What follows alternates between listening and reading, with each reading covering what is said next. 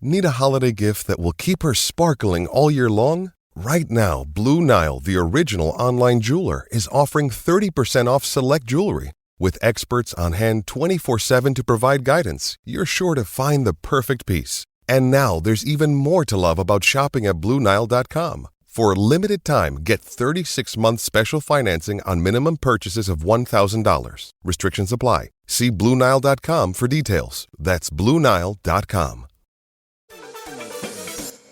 In sports, the scoreboard doesn't tell the full story, but Netflix does. Stories about dads who happen to be world-class quarterbacks and a battle for the heart, soul, and direction of the multi-billion-dollar business of F1. Whether you're a diehard fan or you're brand new, Netflix has the stories for every type of fan. You can watch these incredible sports stories like Quarterback, F1 Drive to Survive, Untold, and many more now on Netflix. This episode is brought to you by Columbia Sportswear. It's snowing again, and that wind chill is killer. But you're not worried about that because you shop the Omni Heat Infinity Collection. It's warmth perfected with tiny gold dots that reflect your body heat inside and protect you from the cold outside. No snow or chilly temps can stop you now. Go out anyway. Shop the Omni Heat Infinity Collection now at Columbia.com/infinity. Serie Chronicles is a Media Chronicles production.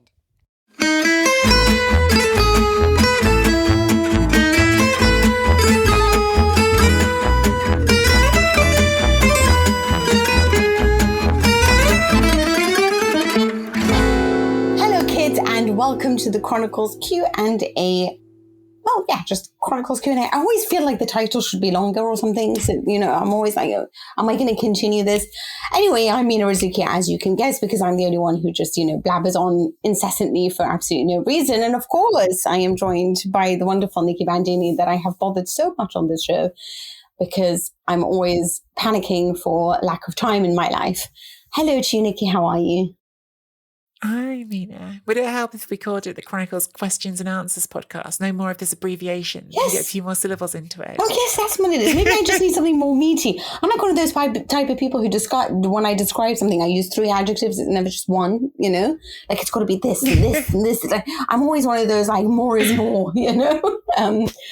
More is more. More is more. I can be prone to that as well. But when you're in writing, I find that I've often been sort of stripped back by editors over time, and I think I've sort of hopefully found the right balance of well, I don't know. If people like my writing, then they can decide that, can't they? If not, then to hell with them, Nikki. Someone else. To hell with them. Yeah. But I am that type of person who'll be like, it's an 800 word count. I'll be like, okay, here's 2,000. You do the rest. And then I absolutely have no idea how to cut down. Like I can never just I don't even know how to say that word. Never mind. I know how to write it though. Succinctly. That's the Do you one. know what's funny, Mina? Because I used to be on staff at the Guardian newspaper, and I think it was really interesting when I used to work across sort of different shifts earlier in my career. So earlier in my career, I did writing shifts, but I also did sub-editing shifts. I did editing shifts as well. And you saw I think what was one of the most fascinating divides is like a completely different perception of whether writers were well liked between sometimes the editors and the sub-editors. And editors loved those writers who would send in copy that had the good news facts in them and that were hitting the points that they were supposed to hit, that they were sort of had been asked to cover. And sub-editors wanted to see something that fit in the box and was not 2,000 words long. So there's sometimes different driving motivations between people in terms of how they view things based on how much work it creates for them, I think, a lot of the time. Yeah, I had an editor at when I was writing for an American broadcaster. And a lot of the time I was comparing situations. Don't ask me how this happens, but I'm a very unusual writer sometimes. And I was comparing it to something that happened in Dallas. and from like the original Dallas, and he was Texan, so he really loved it whenever I referred to like TV shows in America. So he'd be like, more of this, and I'm like, yeah, I don't know if everyone watches Dallas, so from back in the day. But also, what used to annoy me is sometimes I would start this with really like flowery imagination, like really well, perfectly executed, phrases that give you like an understanding of the tension of a match or something, whatever it is, or if I was describing a person. And I'd always have someone who'd be like, okay, it's too many words, so we're going to cut this intro. And I'm like, no, that's the hardest thing I've ever worked on, Yeah. And like I before the sub-editors and editors come at me, I've grossly oversimplified that situation. And in the end, almost everyone working on a newspaper wants to get good copy in at the end of it. And I have also sat in that sub-editor's chair looking at the box I've been given and trying to get someone else's words into it and feeling the pain of like, how do I cut anything out of this? Because it's all good and I don't want to. Yeah. It's a tricky job. Like it's all balancing, especially in like actual physical copy, like magazines and newspapers, where there really is like a limit on how much you can carry. All difficult jobs, and all the love in the world for the sub-editors out there who have had to deal with my copy before, and who have indeed on a couple of occasions, at least, more than a couple of occasions, I'm sure, because I've been writing since 2006, saved me from writing things that are wrong because of their thorough sub-editing. So I have only love for editors and sub-editors. Only love. Well, actually, that brings us sort of nicely on to our first question in this Q&A podcast. And it's from Sanat Talmaki, who's a Chronicles Tifosi Patreon member. Hello, Sanat. And it says, hi, Nikki. I have read John Foote's Calcio. Incidentally, he was my teacher at my university. And Winning at All Costs. Oh, no. Yeah, he was my lecturer. So I've read John Foote's Calcio and Winning at All Costs. What other books, blogs, or documentaries would you recommend that do a good job talking about Calcio and Serie A? I mean, we already discussed the job of editors, but what about writers or producers? What would you recommend for them, Nikki? Yeah, I think John Foote's Calcio is probably still the first book I'd recommend to anyone, because it's just such a thorough like history of the game. It's really well put together book. John, funnily enough, I've never met John in person. He's one of those people who I've interacted with a lot in the digital world, whether by sort of tweets or occasional emails, but I've never met him. We should do a coffee together. Wonderful, well put together book. Yeah, that'd be lovely. Did you used to like chat to him about football when he was trying to teach you stuff? No, because at that point I wanted to be part of the MI6. I changed what I wanted to do in my life a lot of times, and I went to finance. So I never had any desires to go into. It was just like a passion of mine. But when I went into it, I obviously, we got in touch, and he said, I'm surprised that you remember me, because he was sort of head Italian, and I was. I didn't actually study Italian. I studied Spanish and French, and I lived in Spain.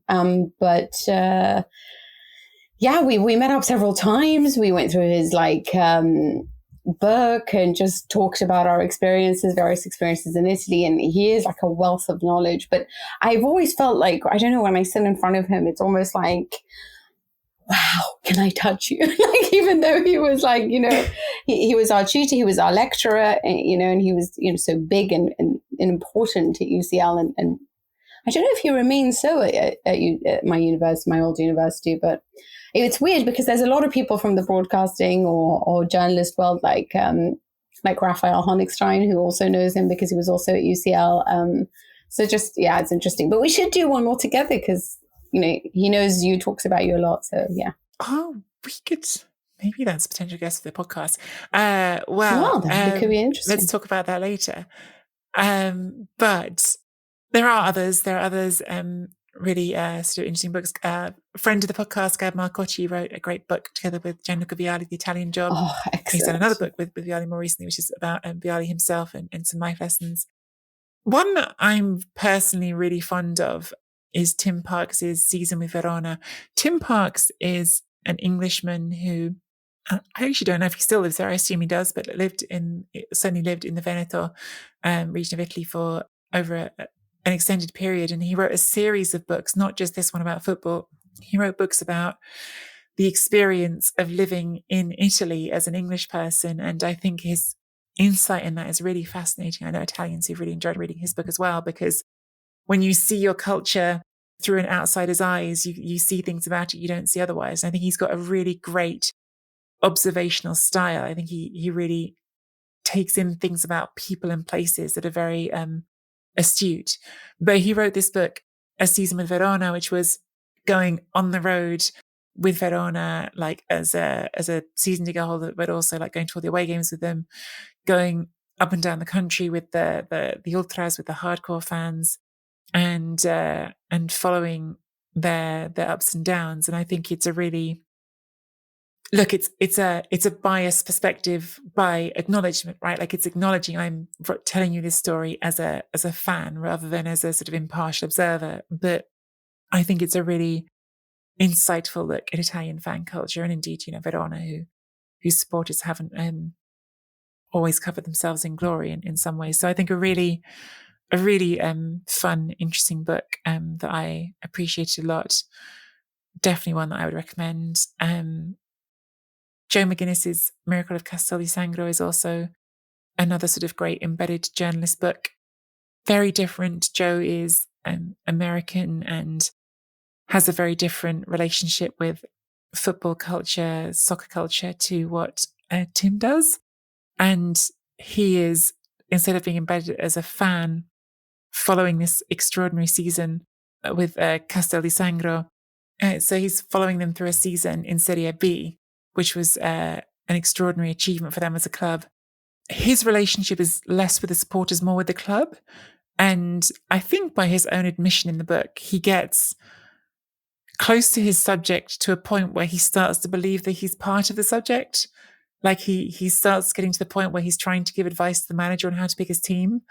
And it gets into some very blurry, messy areas. And I don't want to spoiler it because some stuff happens at the end of the book that is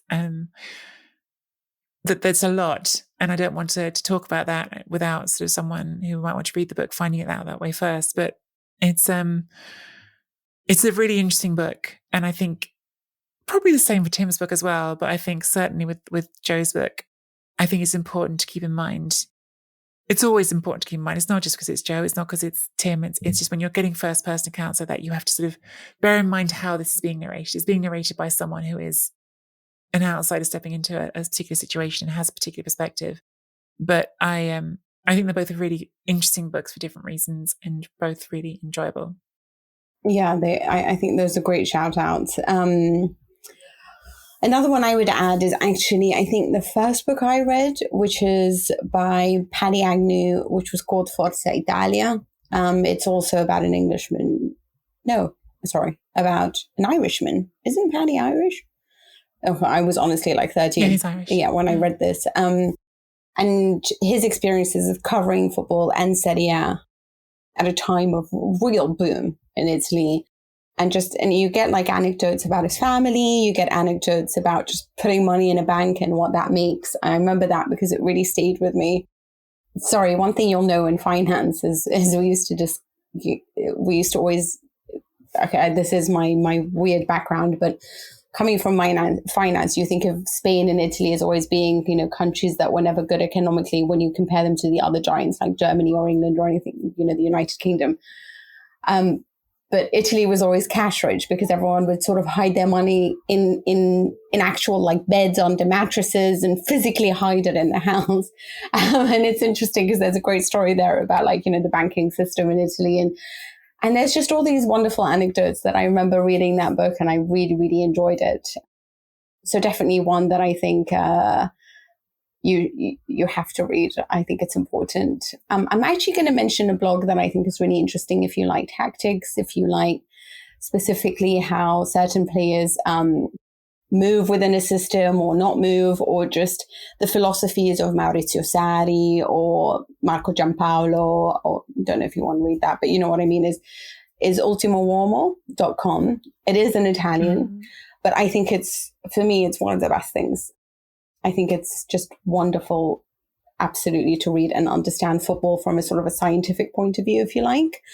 Just from like stats and just tactics and the nitty gritty.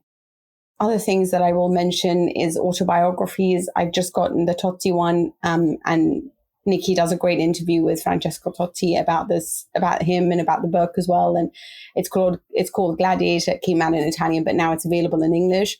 You should also definitely read Andrea Pirlo's autobiography, because you will be on the floor. I mean, there were just points in that where I was in hysterics. I mean, when he talks about pranks with Gennaro Gattuso, for me, my favorite part is when he, I'm sorry, I do forget. But you remember there was like a striker at Milan, and I think he was Dutch, Huntelaar. Just Pirlo really hates him, or at least it comes across that way. And just his snobbiness in football in general, like when somebody's tasked with sort of back in the day to just mark him and keep him out of the game, and he'd be like, is this what you came into football to do? Is this what you're happy to do, to not play, to just mark me? But I have to say, I think my favorite one includes Fatih Terim and his translator when they came to Milan and took charge, and I was in hysterics for most part.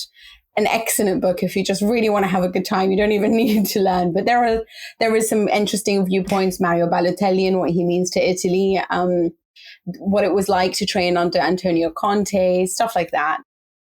Gigi Buffon, his best friends, that wonderful relationship that he's got with various members of the Italian national team that we all know and love. And you just get a little bit of an inside knowledge on that. It's an extraordinarily written book. When you said on the floor, I was half expecting you to say on the toilet, because he talks about having his eureka moment about free kicks while he's on the loo. Oh my God, I forgot that. You're so right. He's so funny. He's so funny. The phrases he uses, talking about warm-up exercises as, I think he called it masturbation for conditioning coaches. So he has a way of using words that will, it tickled me as well as Mina. So yeah. Yeah, actually Carlo Ancelotti has it's an interesting, because it's the same person who wrote Pirlo's. That's really good. Focuses a lot on food. Yes. Preferisco la coppa. It's literally like a play on words about preferring the cup, but also coppa is a cut of meat. So yeah. Yeah. I don't know what it's called in English, but that's the Italian title. So definitely read those. In terms of documentaries, you should definitely watch like All or Nothing on Amazon, Bad Sport, which goes into Calciopoli a bit. I'm on it, so I'm just going to plug that. And it's just one episode of Bad Sport that's on the Juventus on Calciopoli, but from a Juventus point of view. And there is an interview with Luciano Moggi that you should probably definitely watch, because at the time we didn't know we'd get that. So that's on Netflix. And yeah, that's pretty much us from that question. I think we've covered most of the things that they should definitely watch and read. Sanat? Yeah, that was this. I'm sure there's more. There's always more. I mean, certainly there's always more biographies, but that's certainly a good selection to get you going. We have a second question here from Anonymous, a Chronicles Tifosi Patreon member, though. Presumably not the hackers group. Anonymous, I think that's exactly what I thought of when you said it. But yes. I know, as too much headlines recently. Mina, our Patreon member who sent this message anonymously says, it seems like magic's available in football in more detail than in the past, and I wanted to get your take on how it has impacted the way you perceive the game. As analysts and journalists, how has it changed the way you report on the game? Does it make your job harder or easier? Do you have a favourite go-to stat? And do you think that the average footballing fan is better informed as a result of having this information? I don't know what the right way is to answer this this question. So I'm going to answer it from a very personal point of view. I was obviously a football fan, and football for me was a hobby. I didn't want to work in football or be a journalist. That wasn't my aim. I actually looked at and was interested in different industries and actually worked in different industries. But because this is my greatest passion, and I thought that in order for you to succeed, you should work what makes you happy, football became something for me. And when I started writing about it, I obviously had watched football not as an objective person, but as somebody who always went into the game having a sort of a sneaky desire for a particular team to win, or watching it as a fan. So I focused more on players I really liked, or just, generally just how somebody controlled the ball. Like Redondo is probably the first player I really admired from the bottom of my heart as just a player, not necessarily the one who made my heart like sing, but I watched him as that. So the whole match could happen and there'd be some amazing comebacks or whatever it was. He was, there was that fantastic match between him and Manchester United when Sir Alex Ferguson was like, you couldn't take the ball away from him. But I was watching it only as a fan. So I didn't know anything that was involved or what needed to happen on a defensive level or what was the difference between being on the ball and off the ball and, like just general tactical balance. So when I started obviously having to watch it from that, because I realized that this is what I wanted to do and I wanted to go and be a journalist and get all the qualifications to be one and start watching football with an objective eye, I started to learn a lot. And I heavily leaned on metrics to understand that. So that meant I looked a lot on possession, on who was dominating the ball, who were creating chances. But what I felt was that I was a little bit disappointed because for me, the midfield seemed to always run the show, and there were never enough information on midfielders that showed you how much they ran the show. And that was only actually observed in metrics in 2014 in the World Cup, because it was a World Cup that was won, at least even and admitted to have been won largely due to the presence of Toni Kroos and Sami Khedira because of what they did in that midfield.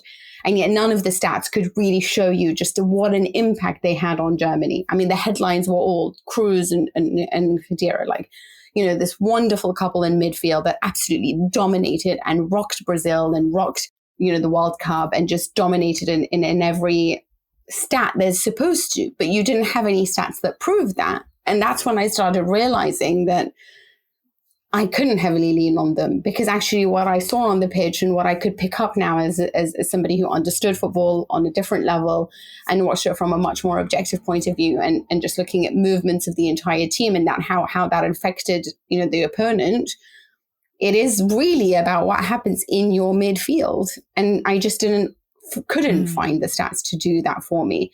Even like if you look at XGs, for example, Inter was supposed to score 4 goals against Genoa, and they didn't. So the stats are so important, especially if you are somebody who's into betting or anything like that. But I never could, for me, lean on them afterwards when I started to hone in on my other skills in watching football. Yeah, there's a cartoon I remember seeing, and I can't remember if it was, in my head, is it XKCD or is it someone else? It's a cartoon I remember seeing a while ago that tickled me, where it was just like two guys in a booth, and like one of them was like, hey, I just got a collection of random numbers. Let's build a narrative around them. And it just was like all sports reporting underneath it. And it made me laugh because, of course, like that's how it sometimes feels like, here's some numbers, like build something around it. And, I think from that sort of just poking fun, that for me, there are some great analytics writers out there who are focused first and foremost on analytics, who have really sort of taken the time and frankly, the career development and sort of specific training to read those stats and understand them in a really detailed way and pull out the sort of trends that I think require burying your head in those numbers for quite a long time to see clearly. Because I think that it's really easy to look at advanced stats and to highlight something and go, oh, that's interesting, but without seeing the full context. I think that's why you have to be someone who really spends a lot of time with those numbers to be able to always see the important stuff and not just the fluff. There's lots of people doing that. The one in my head at the moment is Grace Robertson on Twitter. She does a great job with it, but not so much focused on Italian football. But there are lots of people out there doing that, and they are analytics people who get it really well. Even for scouting, like Venezia, they look a lot in the stats, and that's how they choose on which players to buy. And a lot of theirs has worked out for them. Football club scouting departments is hugely skewed towards that sort of data now, and I think rightly so. Obviously, we live in the sort of post. It's all Billy Bean and Moneyball, isn't it? Everything's sort of flown from there, and football has followed, and I think it's sort of easy to do both things with that. It's easy to go too far into that, and it's also easy to get a sort of dismissive attitude of like, oh, it doesn't matter. And it's like particularly easy to do the latter one. I mean, do you remember? I was actually just trying to find it now when you were talking. I can't find it. Do you remember there was like last season, Serie A put out this extraordinary tweet with some advanced stats on Lukaku that made no sense whatsoever. It was like all these sorts of names of like types of thing they've done on the pitch, which I couldn't read. Like I was like, I don't know what that means. And I think fans sometimes read that stuff and really roll their eyes and go, oh, come on, what is that? Like it's not real. And, you know, honestly, in my reporting, to answer the question, I tend to come from the side that I've always come from, which is that I probably am in order, like a storyteller, and then someone who's watched a lot of football and who covers a lot of football, has been analysing football as a sport since 2006 professionally. And then after that, someone who's come to understand advanced metrics more as time's gone on. And I think that probably my way of approaching my work still starts from, I watch a game of football, I notice things while I'm watching that game of football, and I start with that as the basis for all of my analysis. And then once I've got some things I'm interested in, I might go say, hey, my eyes told me this. Let's go see what the numbers say and whether they support what I felt watching that game, and whether they don't support it. And sometimes they do, sometimes they don't. Sometimes I maybe miss the statistics that matter, because it's not my full-time job to be ahead in the numbers. But I do try to look for the numbers that seem most relevant. I think I'm always finding new ones. I don't know if I've got one statistic that jumps out at me, because I think it's always different things that relate to different situations and different teams and different players. I mean, in the end, the one that's most ubiquitous and that I think I've sort of accepted most sort of completely is just boring, obvious one, which is expected goals. Like I do probably look at the expected goals after every game now, just to see how that skews together with other stuff that I have in my head from that game and go, oh, does that reflect what I experienced? Oh, yeah, I'm always curious. Interestingly, yeah, I agree with that. Like sometimes you build a narrative, and so, for example, when we were tasked with covering into Liverpool for various broadcasters or writing about it, I needed to explain that Inter do create so many options, but not necessarily take their chances very well. And so that would be a stat that I'd look at: how many shots, how many of them are on target. And obviously then I'll use the stat if it sort of backs up my argument. And then I'll look at the stat, and if it heavily doesn't back up what I think, then, then I know I'm wrong. And that's just my own feeling about it, but it's wrong. But the thing is with football, is what I find so interesting is, I was trying to explain to somebody about Vlahovic and why he's so special, and how can you explain sometimes with stats? This is where you need both. You need somebody because I work with somebody who is heavy on stats, and he's remarkable. He doesn't get anything wrong. Like every week, he'll almost tell me the results perfectly because of what the numbers have told him to, based on XG or all of these things. And I'm honestly amazed because this guy doesn't know Serie A. He's just going simply because he reads stats, and he just tells me. And he's almost always right. And he says things and I'm just like, what are you talking about? Like, of course that's not going to happen, Like he called out Cagliari against Napoli, and he told me that he thinks Cagliari will win against Serie, and I just don't know how he manages these things, So obviously there is an art to it that I might not be understanding, but there's a part of me where it's like, how do I describe to someone that like Vlahovic's first touch is so magnificent that, he can make a Morata bad assist into a glorious assist to score another goal for Juventus. It's that I don't know how to really explain through stats, I guess. I mean, who the great players are. And sometimes, someone will do a lot for the match. Like Rooney is somebody who used to do everything, but actually that might disturb the work of others. Like Matuidi could do that. And it becomes a one-man job where it's too many cooks in the same area. So it's like, you need to get out of my place because this is the control. This is the block that I'm controlling. So yes, I don't know, but I think there's a desire and a need for both, I guess, for stats and for storytelling. Yeah. Like in the end, like the things I don't want to like ever be a dinosaur who's like trapped in some old-fashioned way of doing things that's not acknowledging and respecting all the new information we have that we didn't used to have. I think it's really important. But I think that I also personally think that it's important that we don't get so lost in numbers that we lose what, in the end, the reason people love football, which is passion, which is emotion, which is human life. That in the end, sport is about humans and extraordinary humans who we find compelling to share time with and watch. And that's why I think my experience of football will never be the one that's just the numbers. And that's not to say it's not hugely important, because it is, but that's never going to be how I experience football, I don't think.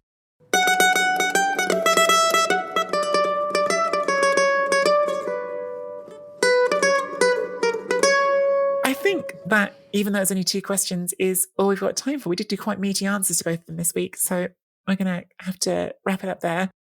We do have lots more questions coming in. Thank you all so much for sending in your questions. We will keep getting to as many as we can every week. In the meantime, we do hope you enjoyed this episode. Please check out our website at seriechronicles.com and click the Chronicles Tifosi button to join our Patreon community, where you will get access to exclusive episodes and bonus content. Get your questions in on Twitter at Serie Pod with the hashtag Chronicles Q&A, or send us a voice message via the website. We had one of those a couple of weeks ago and it was great. So do, if you want to have your voice in the show, get in touch that way as well. Find both of us on Twitter at Mina Rizuki, at Nikki Bandini. Subscribe to the Serie Chronicles YouTube channel for clips of the show, and follow us on Instagram. And finally, please do leave us a rating and review on Apple Podcasts or Google, or even on our Facebook page. But as always, 5 stars only. That's all from me and from Mina. We will see you next week.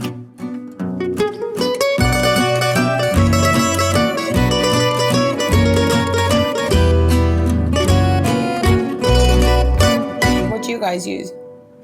I've always been on PCs. Oh, yeah? It's what I'm used to. I've always been a PC person, but then about 7 years ago, I became a Mac person. The Guardian used to have like laptops that you could borrow, like from like starved laptops, basically. I remember getting sent to cover a Super Bowl with a Guardian laptop, which is a Mac, and it died the morning of the game. And like literally, like I was on the phone for about an hour to London trying to make this Mac work, and in the end had to like go and buy a new laptop from Best Buy, which I was in the middle of nowhere in Texas on a Sunday morning. Yeah. Quite religious in Texas too, so Sunday morning's not a great time to be going to try and find a laptop. That was an interesting time. Sports Social Podcast Network. Okay, round 2. Name something that's not boring. A laundry? Ooh, a book club. Computer solitaire, huh? Ah, sorry, we were looking for Chumba Casino. That's right, ChumbaCasino.com has over 100 casino-style games. Join today and play for free for your chance to redeem some serious prizes. ChumbaCasino.com. No purchase necessary. Void where prohibited by law. 18+ terms and conditions apply. See website for details.